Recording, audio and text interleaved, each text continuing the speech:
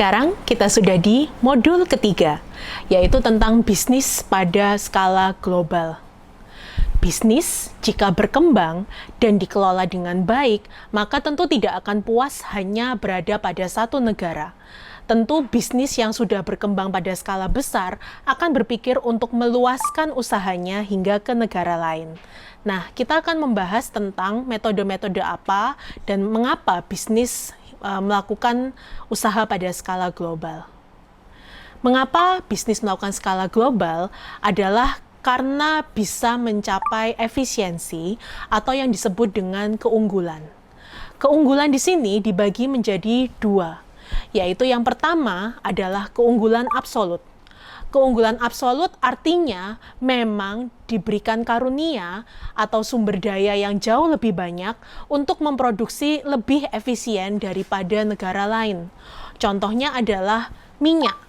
Minyak di negara-negara Arab, Saudi Arabia dikaruniai minyak dalam jumlah yang besar sehingga tidak ada negara lain yang bisa memproduksi minyak dengan biaya lebih rendah daripada Saudi Arabia.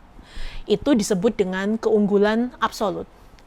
Berikutnya adalah keunggulan komparatif. Keunggulan komparatif harus dicapai dengan produksi yang lebih efisien. Contohnya adalah Indofood, karena merupakan pabrik dengan skala besar, bisa memproduksi dengan lebih efisien, memperoleh keunggulan komparatif dibandingkan dengan pembuat mie tradisional yang menggunakan tangan. Kalau Indofood menggunakan mesin, sehingga memperoleh keunggulan komparatif. Negara yang memiliki keunggulan absolut maupun keunggulan komparatif akan mencari partner bisnis di perdagangan internasional dengan memanfaatkan surplus atau minus yang dibutuhkan oleh satu negara. Contohnya kita di Indonesia, kita surplus kopi. Kita punya banyak biji kopi yang berkualitas tinggi. Negara tetangga, Australia, mereka kelebihan susu karena mereka bisa mengolah susu menjadi keju, mentega, dan punya banyak sapi.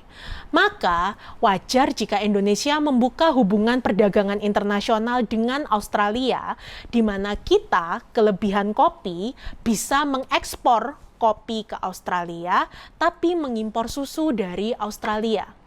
Demikian juga sebaliknya, Australia membutuhkan kopi sehingga mereka memasukkan kopi dari Indonesia dan menjual susu ke Indonesia. Nah, itulah tentang perdagangan internasional.